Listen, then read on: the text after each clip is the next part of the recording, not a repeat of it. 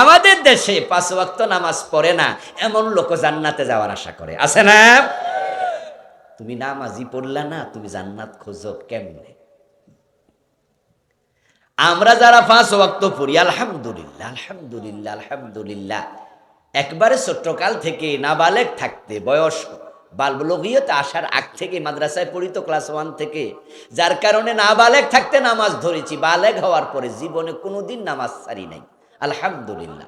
কাজা হয়েছে মাঝে মাঝে, কাজা বোঝেন তো, ঘুম থেকে উঠতে লেট হয়ে গেছে, পরে পড়ে নিস, এরকম হয়েছে, কিন্তু নামাজ ছাড়ি নাই কোনোদিন। তুমি আবার আমার সাথে তোমাকে কম্পেয়ার করো। আচ্ছা, এরকম আরো লোক আছে না নামাজ ছাড়েন নাই? তো আমরা যারা জীবনে ছাড়লাম না, আমরাও টেনশন করি বেহেশত পামু কিনা। আর তুমি 5 ওয়াক্তের মাঝে 4 ওয়াক্তে পড়ো না, তুমি কইতাছ অসুবিধা নেই পাইয়ালাম। আচ্ছা, এত মাগ না, কিসের ডিসকাউন্ট খোঁজো তুমি? সুদে টাকা লাগায় রাখছে এমন লোক আজকের মাহফিলে আছে না? যে বেটা মাহফিল আইছে কেন? বেহেশতে যাওয়ার জন্য। তো সুদের টাকা লাগায় কার বেহেশত খোঁজে? আল্লাহটা না সাদ্দাদেরটা?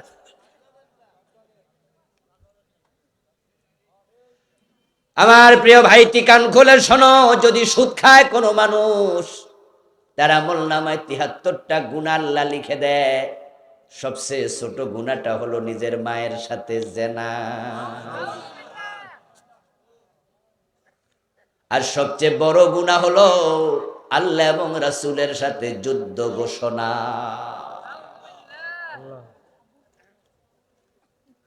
মান আকালা দিরহামা রিবা ওয়া হুয়া ইয়ালাম আন্নাহু আশাদ্দু মিন 36 জিনা। প্রিয় নবীজি বলেন, যে জেনে শুনে 1 টাকা সুদ খায়, তার আমল নামায় 36 বার জেনার গুনাহ লিখে দেয়া হয়। ও প্রিয় ভাই, বাপ মরে গেছে 7 বছর, 5 বছর মা মরে গেছে, বোনের জমিটা বোনকে দেয় না, ভাই জোর করে ভোগ করে, এমন ভাই আছে না নাই? আজকের মাহফিলে তুমি কেন আসছো? ফজরের টাইমে মসজিদে কেন যাও? তোমার মুখে দাড়ি, মাথায় টুপি কেন? কারণ তুমি জান্নাতে বিশ্বাস করো, রাসূলুল্লাহকে মানো, তুমি জান্নাত পাওয়ার আশায় তাই তুমি মসজিদে যাচ্ছ, রমজানে রোজা রাখো। অথচ রাসূল কি বলে শোনো, মান কাতা মিরাসা ওয়ারিসিহি কাতা আল্লাহু মিরাসাহু মিনাল জান্নাহ। নবীজি মুহাম্মদ বলেন, যে ওয়ারিসের মিরাস কেটে নেয়, আমার আল্লাহ তার জান্নাত কেটে নিয়ে যায়।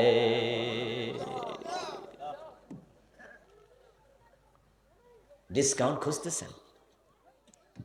জান্নাতে যেতে হলে ঈমান এবং নেক আমল শক্ত করে ধরেন।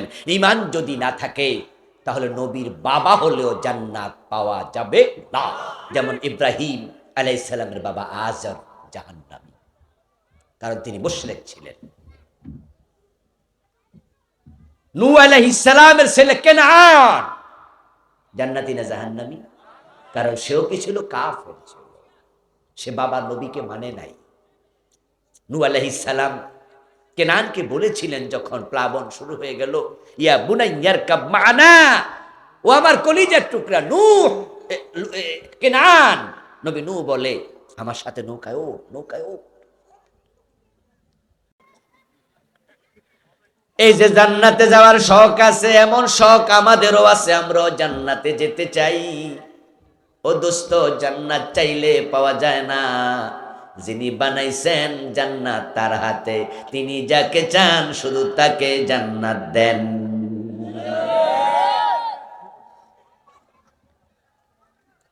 ইন্নাল্লাহা ইয়াফআলু মা ইউরিদ। আয়াতের শেষে বলে, নিশ্চয় আল্লাহ যা চান তিনি তাই করেন। তাই তো আমরা কিছু হাদিস পড়ে অবাক হই যে আল্লাহ তাআলা এমন লোকেরও জান্নাত দিছে, যেই লোকের দিকে আপাত দৃষ্টিতে তাকালে মনে হয় লোকটা বেঈমান। আবার এমন লোককেও আল্লাহ জাহান্নাম দিছে, যে লোকটা ছিল সরাসরি নবীর সাহাবী। আমি জানি না বুঝাইতে পারছি কিনা। দান্দিক কথা বললাম, এমন লোকেরও জান্নাত দিছে, হাদিসে পাওয়া যায় আপাত দৃষ্টিতে মনে হয় লোকটা বেঈমান, অথচ আল্লাহ জান্নাত দিয়ে দিচ্ছে। হাদিসটা আমি শোনাবো এখনই। আবার এমন লোককে আল্লাহ জাহান্নাম দিছে যে নবীর ডাইরেক্ট সাহাবী। আজীব, রাসূলের সাহাবীরে আল্লাহ জাহান্নাম দিল। কেমন হাদিস? কোনটা আমার মুখের কথা না, দুটাই হাদিস। ওই যে ইন্নাল্লাহ ইয়াফআলু মা ইউরিদ, আল্লাহ বুঝায় আমি যা চাই তাই করি। আমি যাকে চাই তাকে আমি জান্নাত দেই, যাকে চাই জাহান্নাম দেই। তাই আমল কইরা আনন্দে অট্টহাসি দিও না যে আমার জান্নাত ছুটায় কেডা। এমনও হতে পারে তোমার আমল লইয়া তুমি হবে জাহান্নামী। ওসমানের মতো মানুষ কবরের পাশে দাঁড়াইলে কানতে কানতে দাড়ি ভিজে যেত। তিনি জানতেন আমি যত বড় দানবীর হই না কেন, আল্লাহ চাইলে জাহান্নামে দেওয়ার ক্ষমতা আমারে তার। কোন মানুষের অপরাধ দেখে তাকে জাহান্নামী স্বীকৃতি দিও না। আমরা তো ছোট্টখাট্ট ভুল ফাইলো মানুষের কাফের বলে ফেলি। অনেক হুজুরও আছে কাফের ফ্যাক্টরি খুলছে, আছে না? কথায় কথা অমুক কাফের তমুক কাফের। ও দোস্ত সাবধান, মুখ চালাইতে সাবধান। অমুক জান্নাতি অমুক জান্নাতি এটা বলিও না, আবার অমুক কাফের জাহান্নামী এটাও বলিও না। তবে হ্যাঁ, দলিল যদি স্পষ্ট হয় সেটা দলিলের ভিত্তিতে বলিও। কারণ যে দলিল দিলা হয়তো হাদিস না হয় কোরআন, আর কোরআন হাদিস যখন হয় তখন তোমার দায় দায়িত্ব থাকে না। কোরআন আল্লাহর কথা, রাসূল হাদিসে, হাদিস রাসূলের কথা। তাই দলিল দিয়া বললে এটা রাসূল এবং আল্লাহর কোর্টে চলে যায়, তোমার কোর্টে বল আর থাকে না। কিন্তু নিজের আন্দাজে কাউকে জান্নাতি, নিজের আন্দাজে কাউকে জাহান্নামী বলিও না। রাসূলুল্লাহর সামনে একজন বাচ্চার মৃত্যুর সংবাদ দেয়া হলো। যে দুইটা কথা আমি শোনাবো একটু পরে শুনাইতেছি, ধৈর্য ধরেন, অসুবিধা নাই তো? রাসূলের সামনে একজন বাচ্চা মারা গেছে, খবর দেয়া হলো আনসারী, একজন আনসারী সাহাবীর ছোট্ট বাচ্চা মারা গেছে। কোন একজন এসে বলল, ইয়া রাসূলুল্লাহ, অমুক আনসারীর ছোট বাচ্চাটা আজকে মরে গেছে। প্রিয় নবীর সামনে মা আয়েশা হাজির। মা আয়েশা সিদ্দিকা রাদিয়াল্লাহু তাআলা আনহার সাথে সাথে বললেন, তুবা লিউসফুরিম মিন আসাফিরিল জান্নাহ, এ তো জান্নাতের চড়ুই পাখি।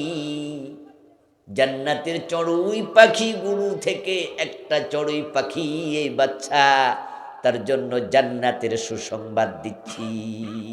মা আয়েশা বলল। মা আয়েশা বলতেছে জান্নাতে চড়ুই পাখি, ছোট মানুষ তো, তাই চড়ুই পাখি হয়ে জান্নাতে চলে যাচ্ছে। রাসূল বলে, মা হিয়া আয়েশা, আয়েশা থামো। তুমি যাকে জান্নাতের খবর দিয়া দিলা, উল্টাও তো হতে পারে। তুমি জানলা কেমনে সে জান্নাতি? এই জন্য আয়েশাকে রাসূল থামায়া দিলেন। কারণ কে জান্নাতি কে জাহান্নামী এটা একমাত্র জানে কে? আমার রাসূল যে বলছে ওই সাহাবী জাহান্নামী, আবার আরেকজন আপাত দৃষ্টিতে বেঈমান কইছে জান্নাতি, এটাও রাসূল বানায়া বলেন নাই, রাসূলকে জানাইছে কে? দেখেন আপাত দৃষ্টিতে বেঈমান লোকটা জান্নাতি, সে কোন কোন লোক? হাদিসে পাওয়া যায় এক ব্যক্তি, সে তার সন্তানদেরকে বলতেছে, আমি পাপী, পাপিষ্ঠ, আমি অনেক পাপ করছি, আমি যদি মারা যাই তোরা আমার কবর দিস না। আল্লাহ যদি আমারে ফায়, শব্দ দেখেন, আল্লাহ যদি আমারে ফায়, তাহলে এমন শাস্তি দিবে, এ শাস্তি আর কাউকে দেবে না। এজন্য আমি মারা গেলে আমার লাশটাকে তোরা ফোড়াইয়া জ্বালাইয়া ছাই বানাবি, তারপরে বাতাসের মাঝে ছাই ছেড়ে দিবি, আল্লাহ যেন আমারে খুঁজাই না পায়। যে কামটা কথাটা কি ঠিক হইল? আল্লাহ খুঁজে পাইব না? এই চিন্তাটা কি কুফরি চিন্তা না? এটা কথা হইল যে আল্লাহ খুঁজে পাইব না তোমারে? আপাত দৃষ্টিতে লোকটার চিন্তা ভুল।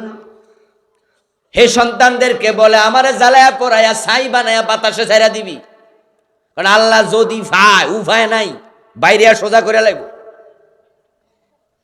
সন্তানরা এই লোকের কথা মতো তার মৃত্যুর পরে তার লাশ পোড়াইছে, তারপরে এটা ছাইগুলো বাতাসে ছেড়া দিছে। রাসূলুল্লাহ সাল্লাল্লাহু আলাইহি ওয়াসাল্লাম বলেন ফাকালা তাআলা লিল আরদি আদ্দি মা আখাস্তি, আল্লাহ তাআলা জমিনকে বলেন ও জমিন, ওই বেটার লাশের যে অংশগুলো ছাই হইয়া তোর সাথে মিশেছে এগুলো ফিরাইয়া দে। ফাইদান হুয়া কায়েম, আল্লাহর অর্ডারের সাথে সাথে লোকটা আবার একজন মানুষ আকৃতি ধারণ করে আল্লাহর সামনে আবার দাঁড়ায়া গেল ঠিক আগের সুরতে। এবার আল্লাহ তাআলা তাকে প্রশ্ন করছে মা হামালাকা আলা মা সানাতা, এ বেটা তোর হিসাব নিকাশ পরে, তুই যে দুনিয়া পাপ করছ সেগুলো পরে জিগামু, আগে ক তুই এ কাম করছিলি কেন? তুই তোর ফোলামাইয়ার এই অর্ডার কেন দিছিলি তোর লাশ জ্বালাইতে পোড়াইতে ছাই বানাইতে বাতাসে ছাড়তে, এইটা কোন কারণে করছ ওটা বল। লোকটা জবাব দে মিন খাশিয়াতিকা ইয়া রব্বি, আল্লাহ তোমার ভয়ে। আল্লাহ কই যেহেতু আমার তুই এত ডরাস, যা যা তোরে মাফ করে জান্নাত দিয়ে দিলাম। তার চিন্তা ছিল কুফরি, আর আল্লাহকে মাফ করে দিলাম। এবার বলুন আল্লাহ ক্ষমা করার হক আল্লাহর আছে না নাই? ক্ষমা করার অধিকার আল্লাহর আছে না নাই? এটা একটা হাদিস শুনাইলাম, 100 জন খুন কইরা জান্নাত পাইছে, এরকম একটা হাদিস শুনছেন না? বুখারীর হাদিস, সহিহ বুখারী। 99 জন খুন করে গেছিল, বেড়া শখ হইছে তাওবা করব ভালো হইয়া যাবে। এলাকার বড় হুজুরের কাছে, হুজুর আমি তাওবা করে ভালো হতে চাই। হুজুর কয় অপরাধ কি ছিল? বলে 99 জন খুন করছি। এই কথা শুনাই হুজুর গেছে খেপে, এই বেটা আউট, গেট আউট, বাইর, তোর মতো খুনি আমার ঘরে জায়গা নাই। কিসের তাওবা, এত মানুষ মারে, এখানে আসলি আবার জান্নাতে যাওয়ার শখ হইছে বুঝি, এত সোজা, বাইর। ও ডাকাতে কয় যদি দোজকে যাই তাহলে সেঞ্চুরিটা ফুরাই। পকেটে হয়তো ছুরি ছিল, আর দেরি নাই, বুক বরাবর দিছে ঢুকাইয়া। হুজুর জায়গা শেষ, কত হইছে? বাড়ি যাওয়ার পর ওই ডাকাত ভাবে এভাবে তো জিন্দিগি চলে না, কখন আজরাইল চলে আসে বলা তো যায় না, দুজকের আগুন সহ্য করব কেমনে, যদি তাওবা করে ভালো হতে পারতাম। আরেক হুজুর বড় হুজুরের কাছে গেছে, হুজুরের দিলটা বড় নরম, আগের জন ছিল ওমরের মতো গরম, আর এখনকার জন আবু বকরের মতো। হুজুর আমি 100 জন খুন করছি, তাওবা করতে আসছি, সুযোগ আছে কিনা? হুজুর বলতেছে কেন নয়, অবশ্যই সুযোগ আছে। তোমার গুনাহ যদি পাহাড়ের চূড়া পরিমাণ উঁচু হয়, আল্লাহর রহমত আকাশ পরিমাণ উঁচু। হাদিসের শেষ দিকে যেটা পাওয়া যায় সেটা হলো আল্লাহ তাআলা বেডারে জান্নাত দিয়ে দিছে। খুন করছে কয়জন? আমরা করছি কয়জন? তাহলে বেহেশত আমরা তো আরো আগে পাইয়া যাবো, ঠিক না? ও বেটার দিকে তাকাইলে আমাদের বেহেশত ছুড়ায় কেডা? কিন্তু ব্যাপারটা হলো আপনার খুন ছাড়া, গুনাহ ছাড়া আল্লাহ চাইলে দোজকে আপনাকেও দিতে পারে, এই ক্ষমতা আল্লাহর। আল্লাহকে কেউ প্রশ্ন করবে কেন দোজকে দিলেন, এই সাহস কারো নাই। আমার দোস্ত আদম এবং হাওয়া আলাইহিমাস সালাম জান্নাতে আল্লাহর কয়টা কথা শুনে নাই? গায়ের মাঝে বেহেশতের পোশাক ছিল নি? দেখেন আল্লাহর সাথে সাথে খুলে লাইছে, শুধু একটা কথা শুনে নাই, আল্লাহ বেহেশতের পোশাক খুলে রাইখা তারপরে আদম এবং হাওয়া আলাইহিমাস সালামকে দুনিয়ায় পাঠাইয়া দিছে। একটা কথা শুনে নাই। আল্লাহ বুঝালেন আমি ধরলে শক্ত করে ধরি। আর ওই বেটা 100 জন খুন করলো, তারে কই বেহেশতে যা। কার সাথে তিনি কি আচরণ করেন বুঝা বড় কঠিন। তাই আল্লাহকে বেশি বেশি ভয় করো, বেশি বেশি ভয় করো। তিনি যেমন রহমান, তিনি তেমন কাহার। যুদ্ধের মাঠে প্রিয় নবী সাল্লাল্লাহু আলাইহি ওয়াসাল্লামের কাছে এক সাহাবী এসে সংবাদ দিল, ইয়া রাসূলুল্লাহ ফুলানুন কাদ উস্তুশহিদা। ক্বালা কাল্লা কাদ রাআইতুহু ফিন নার বিআবাআতিন কাদ গাল্লাহা।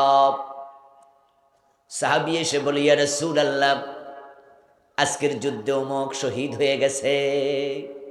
আরেকজন সাহাবী রাসূল তাকে চিনেন, রাসূলুল্লাহর খাদেম ছিল লোকটা, গোলাম ছিল, রাসূলের খেদমত করত। এসে বলে, হুজুর আপনার অমুক খাদেম আজকের যুদ্ধে শহীদ হয়ে গেছে। রাসূল বলে, অসম্ভব, কাল্লা তোমার সংবাদ সঠিক নয়। কাদ রাআইতুহু ফিন্নার, আমি তাকে জাহান্নামে দেখে এসেছি।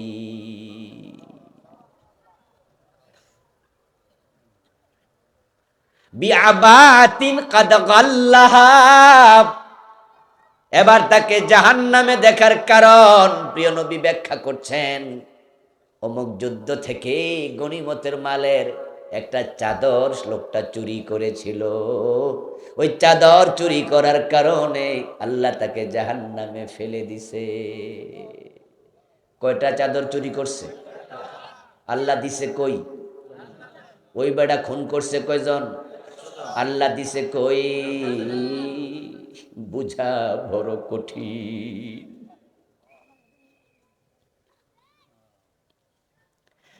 ইন্নাল্লাহা ইয়াফআলু মা ইউরিদ, তিনি যা চান তিনি তাই করেন, তার তো ক্ষমতা। নবী ইউনূস আলাইহিস সালাম উনি যে এলাকায় দায়িত্বপ্রাপ্ত ছিলেন ওই জায়গার নাম ছিল নিনওয়া।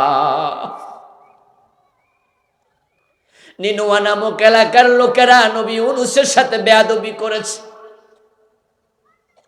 দাওয়াত দিতে গেলেন, ওরা ঈমান আনে নাই, উল্টা নবী ইউনূসকে গালিগালাজ করে বাড়ি থেকে তাড়াইয়া দিছে।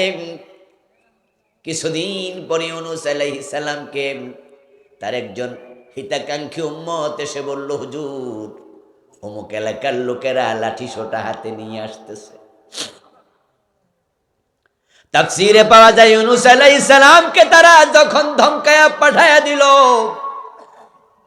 নবী ইউনূস আলাইহিস সালাম তখন তাদেরকে ভয় দেখাইছেন, আল্লাহর গজবের অপেক্ষা করো, আল্লাহর নবীর সাথে বেয়াদবি করেছো, গজব আসবে, তওবা করো, ঈমান আনো, ভালো হও।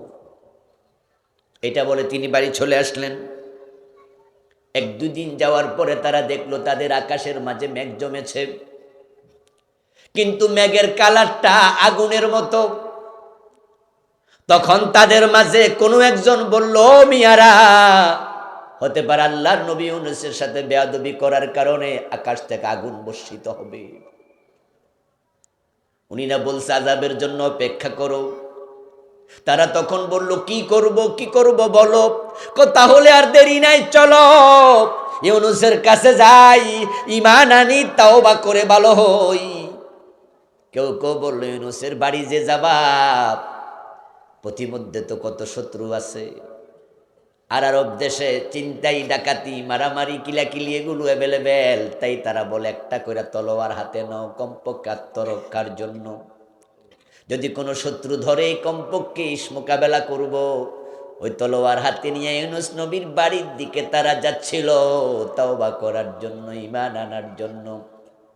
কিন্তু হাতে তলোয়ার দেখে একজন হিতাকাঙ্ক্ষী বলল, হুজুর ওই যে এলাকায় গেছিলেন ওই এলাকার লোকেরা তলোয়ার হাতে নিয়ে আসতেছে। নবী ইউনূস ভাবলো তার লোকগুলো চরম বেয়াদব, এলাকায় গেছি আর ধাক্কাইছি, এখন আমার বাড়িতে আসতেছে আমারে মারার জন্য, কি করি? আল্লাহর সাথে কোনো পরামর্শ না করে নিনুয়া নামক এলাকা থেকে তিনি ওই দেশ ছেড়ে আরেক দেশে যাওয়ার জন্য গড় থেকে বের হয়ে দৌড় মারলেন। সামনে গিয়ে দেখেন একটা নদী, ওটা পার হওয়া লাগবে, নৌকা দাঁড়ায় আছে, অনেক মানুষ উঠেছে, উনিও লাফ দিয়া উঠলেন। কিন্তু আমার আল্লাহ বলে, ইউনুস দায়িত্ব দিছি কই আর তুমি যাচ্ছ কই?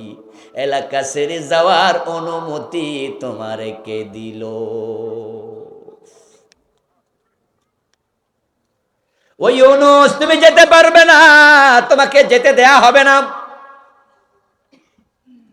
তোমার ডিউটি স্পট, তোমার ডিউটির জায়গা নিনুয়া। এখান থেকে তুমি কোথায় যাও আমাকে জিজ্ঞাসা কেন করলা না? যাইতে পারবা না। নৌকা কাঁপতে শুরু করলো। এক পর্যায়ে লোকজন ইউনুস নবীকে ফেলে দিল। বিশাল এক মাছ এসে ইউনুস আলাইহিস সালামকে গিলে ফেললো। আল্লাহ কুরআন মাজিদে বলছেন, ফালতাকামাহুল হুত ওয়া হুয়া মুলিম। বাতের লোকমা যেমন আমরা গিলে ফেলি, ওই মাছ এসে ইউনুসকে গিলে ফেলেছে। ইউনুস আলাইহিস সালাম এই মুহূর্তে কোথায় আছেন? সবাই বলুন কোথায়? গিয়ে দেখেন অন্ধকার জায়গা। কিরে কই আসলাম? ইউনুস নবীর মনে পড়ে গেল, আমার রব আমার উপর নাখোশ হয়ে গেছে, আমি আমার আল্লাহর সাথে কেন পরামর্শ করলাম না, কেন জিজ্ঞাসা করলাম না। এখন তিনি মাছের পেটে বলছে, লা ইলাহা ইল্লা আনতা সুবহানাকা ইন্নী কুনতু মিনাজ জালিমিন। আল্লাহ আমি জালেম, আমি ভুল করছি। ও আল্লাহ তুমি পুত পবিত্র, তুমি ছাড়া ইলাহা নাই। লা ইলাহা ইল্লা আনতা সুবহানাক ইন্নী কুনতু মিনাজ জালিমিন, আমি জালেম। তুমি ভালো, তুমি পুত পবিত্র, তুমি সম্মানী, তুমি ঠিক আছো, আমি বেঠিক হয়ে গেছি আল্লাহ, আমি জালেম, আমি জালেম। ইউনুস নবী যখন নিজেকে জালেম বলে স্বীকার করলো, আল্লাহর তাসবিহ পড়লো, আল্লাহ বলে ঠিক আছে, আমি রহমান, আমি কাহার, শক্ত করে ধরছিলাম, এখন তোকে আস্তে করে ছেড়ে দিলাম। মাছকে বলে, মাছ যা আমার ইউনুসকে বমি করে দে। মাছের পেটে তিনি 40 দিন ছিলেন। কোরআনে আল্লাহ কি বলে এবার শুনুন, ফালাউলা আন্নাহু কানা মিনাল মুসাব্বিহিন লালাবিসা ফি বাতনিহি ইলা ইয়াউমি ইউবআসুন। ইউনুস যদি মাছের পেটে তাসবিহ না পড়তো, নিজেকে জালেম না বলতো, আমি ইউনুসকে মাছের পেটে কিয়ামত পর্যন্ত বন্দী করে রেখে দিতাম। নিশ্চিতভাবে সে মাছের পেটে থাকতেই হতো, ইলা ইয়াউমি ইউবআসুন, কিয়ামত পর্যন্ত। ওই বেটা 100 খুন করে, ওই বেটার আল্লাহকে বেহেশত। আর আল্লাহর নবী উনি তো কোনো খুন করে নাই, মারামারি করে নাই, কারো ক্ষতি করে নাই, জাস্ট এলাকা থেকে একটু ভয়ে তিনি চলে যাচ্ছে। আল্লাহ তাআলা এত মহান, তিনি যা চা তাই করে। আল্লাহ ইউনুসের সাথে এটা কেন করলা? ওই বেটা 100 খুন করলো, তাকে ক্ষমা করে দিলা। আচ্ছা, এই প্রশ্ন করার সাহস কারো আছে? আমরা জান্নাতে যেতে চাই, এবার বলুন তো জান্নাতের মালিক কে? ভাইরা চুপ থাকবেন না, কে? জান্নাত দেবেন কে? জান্নাত কার হাতে? কোনো ফিসেবের হাতে নাই তো? আবার আমাদের দেশে তো কিছু মানুষ এমন ভাবে কয়, মনে হয় যেন জান্নাত একবারে সোজা জিনিস। যাক, আলহামদুলিল্লাহ, এখন চিন্তার পরিবর্তন আসছে, আলেমদের মাঝে সমালোচনা, আলোচনা, এগুলো হতে হতে আমরা আগের চেয়ে অনেক ভালো হচ্ছি। একজন ভালো আলেমের মুখে ওয়াজ শুনে আমরা চমকে উঠেছিলাম। উনি বলছেন যে হাসরের ময়দানে অমুক আসবে, তমুক আসবে, জাহাজে করে করে বেহেশতে নিয়ে যাবে। একবার বলছেন, শুনছেন না আপনারা? কিন্তু এখন কিন্তু বলে না। আমরা আলেমরা বলছি, আপনি কি বলছেন এসব? জান্নাত কি এত সোজা? আমাদের দেশে আগে লোকেরা দোতরা গান গাইতো আর বলতো, আছেন আমার মুক্তার, আছেন আমার ব্যারিস্টার, শেষ বিচারের হাইকোর্টেতে তিনি আমায় করবে ফার। মানে কোনো টেনশনই নাই, আমার ব্যারিস্টার আছে, মুক্তার আছে। আলহামদুলিল্লাহ, এই জাতীয় ভণ্ডদেরও উপদ্রব কমেছে, ঠিক না? আপনি লক্ষ্য করে দেখবেন যে মাজার কিন্তু আগের মতো এখন আর জমে না। আগে মাঝবান্ডার, এই মাজার, ও মাজার যেভাবে জমতো, আলহামদুলিল্লাহ, বিশেষ করে যুব সমাজ এগুলো থেকে মুখ ফিরিয়ে নিয়েছে। গানের কনসার্ট আগের মতো আর জমে না, ঠিক কিনা? যুব সমাজ মুখ ফিরিয়ে নিয়েছে। এদেশের যুবকরা যে ইসলামের দিকে আসছে, তারা যে ভালো হয়ে যাচ্ছে, আমরা আশাবাদী অগাস্ট বিপ্লব এদেশের যুবকরাই করেছে।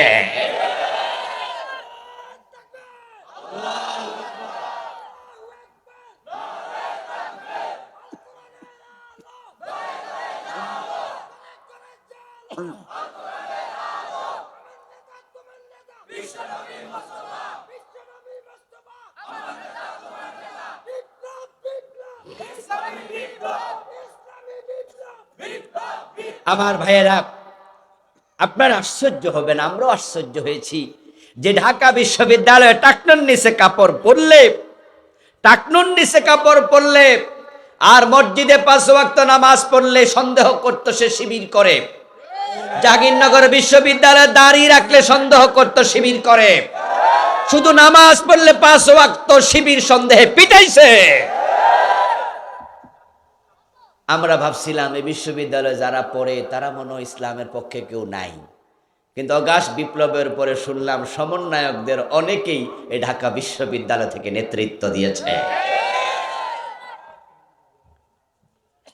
আলহামদুলিল্লাহ, এই মাজার থেকে, ভণ্ডামি থেকে যুবকরা যখন মুখ ফিরিয়ে নিয়েছে, মাজার ব্যবসায় ধস নেমেছে, এবং কনসার্ট থেকে, গান থেকে যুবকরা মুখ ফিরিয়ে নিয়েছে, বাংলাদেশের অসংখ্য বড় বড় গায়ক তারা এখন বিদেশে গিয়ে ট্যাক্সি চালায়, গান নিজেরাই ছেড়ে দিয়েছে।